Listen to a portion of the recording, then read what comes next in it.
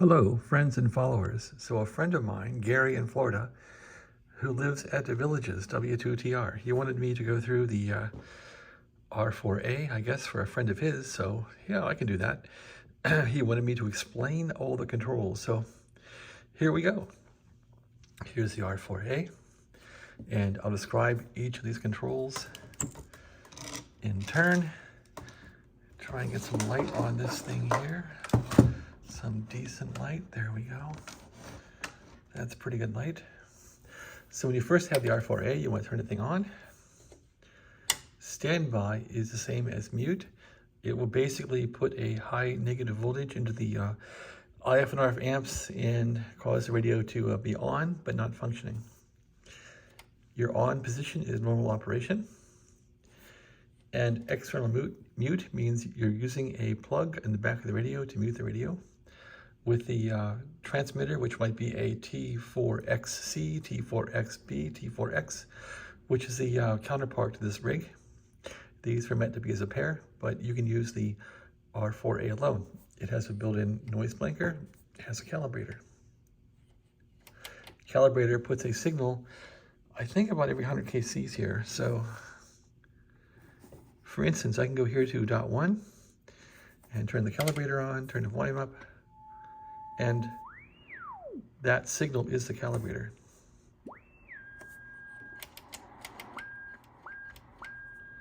Typically then, you would zero beat this thing, and I'm on lower sideband here, you would zero beat it, and then cause this indicator, this ring in the middle to be zeroed out with a 0 to basically null it out at 0.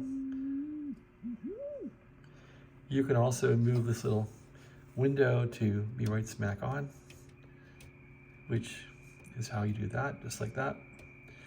And now we're zeroed. So now we can go down 5 kcs, down 10 kcs, 15, 20. That's how that works. This is your volume control called AF gain. This is your RF gain control, which controls gain of the IF amplifiers and RF. So you'll notice that when you turn the RF gain down, the S meter will proceed up because it uses a bridge to figure out what signals it receives for the ABC voltage. And this is normal that when the RF gain is way down, the meter goes up and you don't really hear anything. So that's how that works. So you want to run the RF gain all the way open if you want to get an accurate S reading. So this radio can also have additional crystals for different bands. You usually run the radio in normal, but if you had extra crystals, you could plug them in the back of the radio, and that would cause the bands to be somewhat different than what's listed here. Here you have the usual 1.5 to 3.0, which is 160 meters, you have 80 meters, you have 40 meters, you have 20 meters, 15 and 10 meters. And so when you change bands, you want to change this pre-selector to match the band you selected. And what this is, there's a whole train system in this thing that will cause coils to have increased inductance through ferrite cores. The ferrite cores will move inward when you adjust the frequency here lower, and they'll move outward from the coils. And so then that would decrease the inductance. This will increase the inductance. And sure enough, for low frequencies, you need more inductance for resonance. And sure enough, to show how that works, we're on 40 meters now, and you would tune this for static on 40, like that. On 80, you'll tune for static like this. On 20 meters, like this. 15, like this. And the higher bands have less static. 10 meters, like that. You'll also note that on the lower frequencies, there's a greater width of pre-selector, as the movement through the band in 500 kcs will cause a greater deviation and tune out of the LC circuits here. So you really got to crank this thing then on 80 meters to have a difference and 60 is even more exacerbated than that. So 80 meters, here we are. A little bit of FT8. FT8 is always around 7.4 or 0.74. Calibrator still on, turn it off. There we are. And you can see how the volume decreases. Peak it up again. Watch the S meter. There's probably no one on here right now, but let's take a look.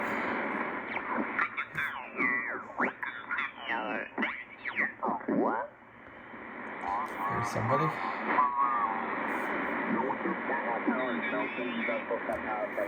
So on 80 meters, you'll find people around 3885 and 3870 and 3873. So in this Drake, you take basically the bottom scale, which is 8, so 3.8, 3.825, 3.85, 3.875, and around here you might find AM stations. So you might want to go to AM mode here. Turn the volume up, peak it, and see if you can find an AM. Nobody here right now. Oh, there's somebody. Heard something here. Sideband.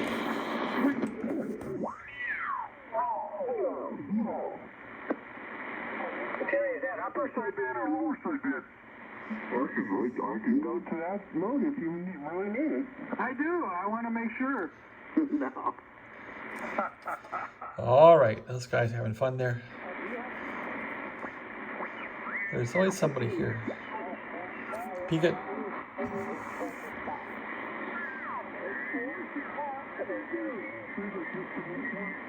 Anyway, that's 80 meters. 80 meters is more active at night. 40 meters is active all day and night. At night, you get lots of AM stations on here from South America, usually, sometimes. Let's try that. Sure enough, there's some AM. You can tell you have AM because when you're on sideband, you'll hear kind of a squeal from the BFO.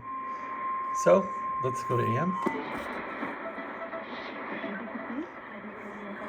And with AM, you want to keep the bandwidth way wide open because AM has wide bandwidth.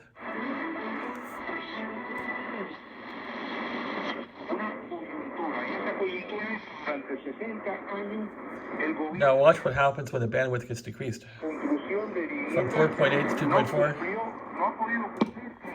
See how it's worse? As far as AM. You can barely understand it, so. That will limit the bandwidth. For AM, you need wide bandwidth.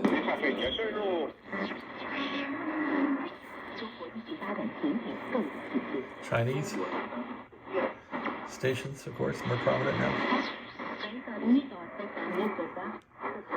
Anyway, 40 meters has lots of AM at night, and sideband stations.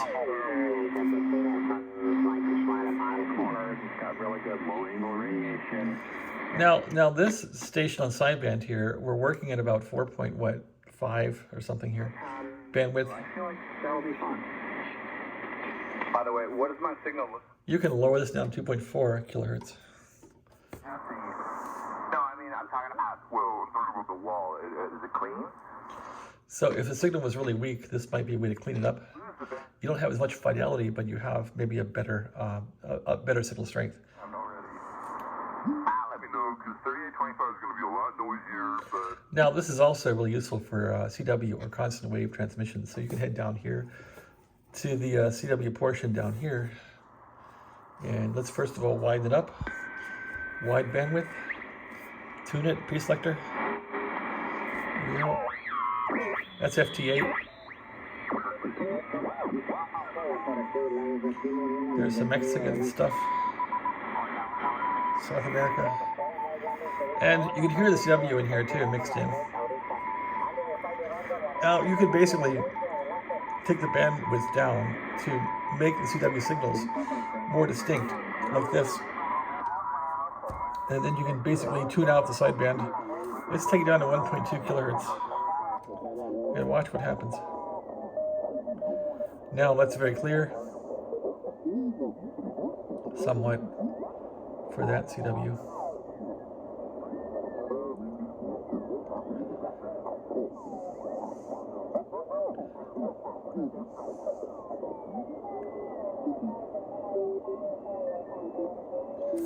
And we could even take this down further to 1.2. Is it 1.2 or 0.4? What is this down here? 0.4 kc. Okay, down to the very bottom. And that will pretty much get rid of everything but your CW signal.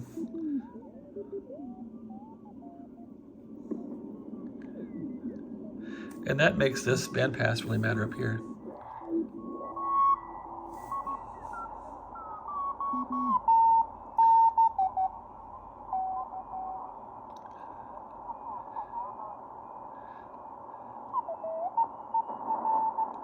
Now, if I open this up, listen what happens.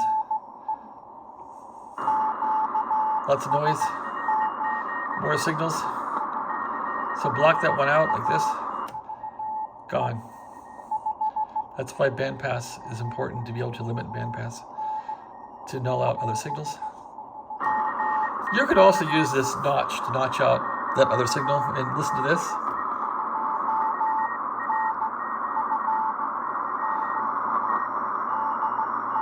We've nulled out that one.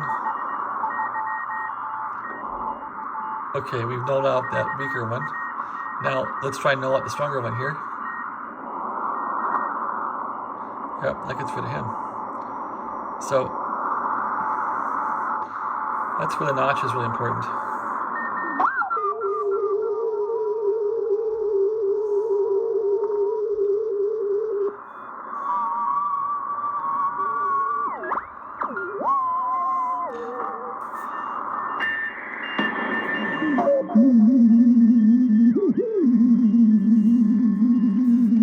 That sounds weird.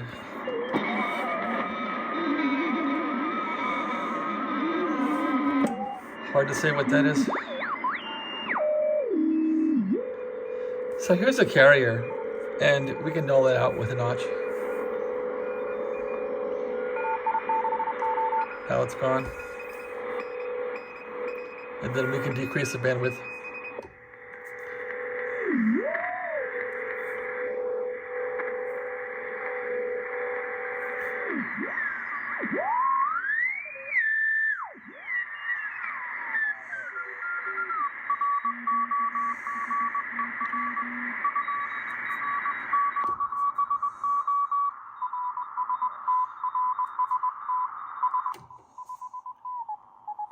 So there's perfect copy on a signal.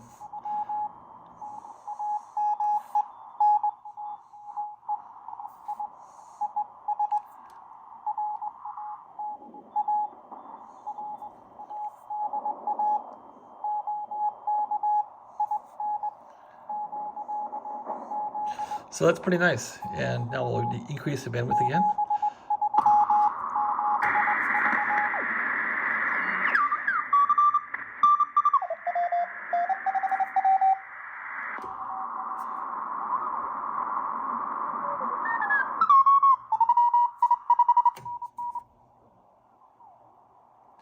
Let's go.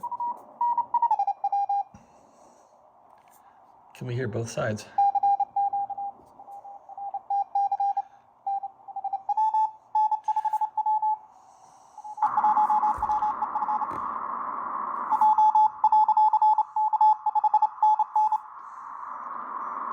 Guy calling for DX.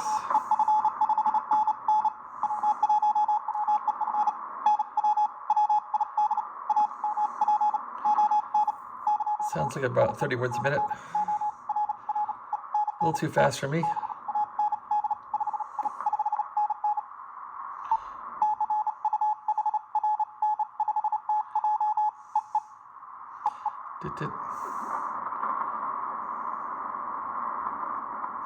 That's about it.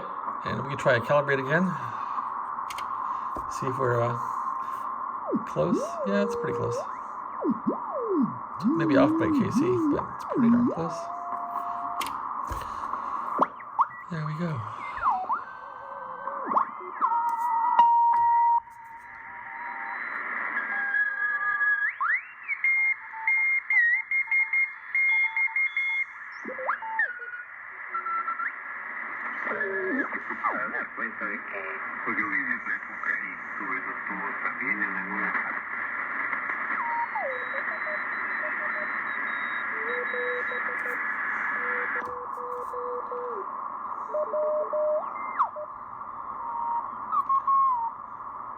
Anyway.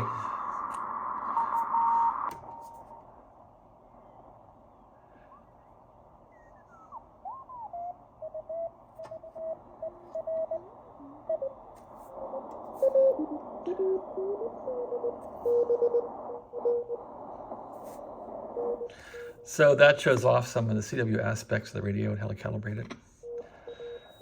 And so the radio also has the ability to go to AM, as I showed. This is your automatic volume control. Basically, it basically shows what your attack is when you're listening to CW or SSB, how the receiver might have the gain curtailed. And for sideband, you want slow ABC. Maybe for CW, you want something faster. So you can watch the S meter. I'll find a strong signal here on CW, and you can see how it reacts. Like this guy, see how slow it is? Now watch, go to fast ABC. And you'll see it'll pretty much jerk with the gentleman's signal. Sounds better when the ABC is slow.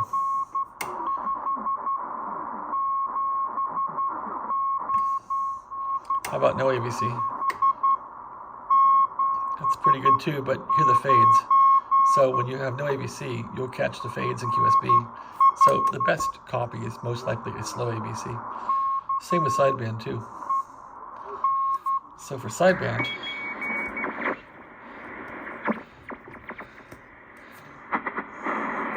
SSB.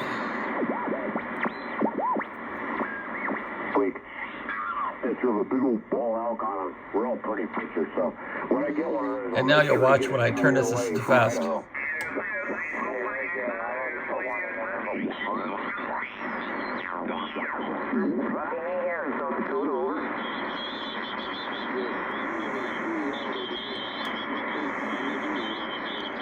And let's null out the other conversation here.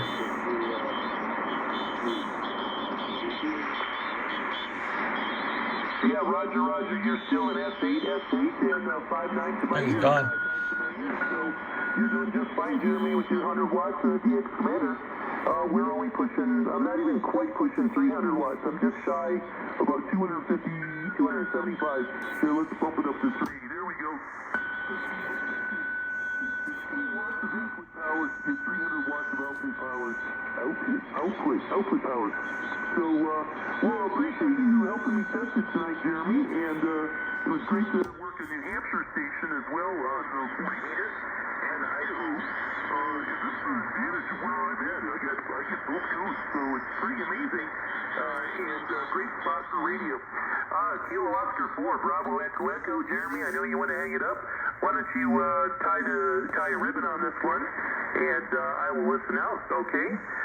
Go ahead and pick it up. This is Kilo Bravo 9, Juliet, Quebec uniform.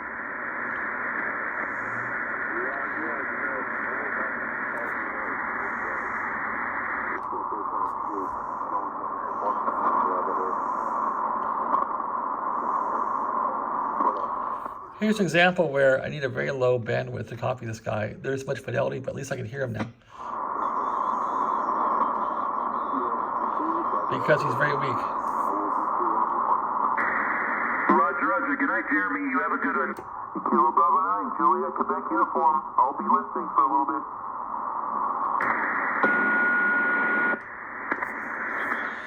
All right, that about sums it up on my tour of the R4A. I hope you enjoyed it. Have a great day.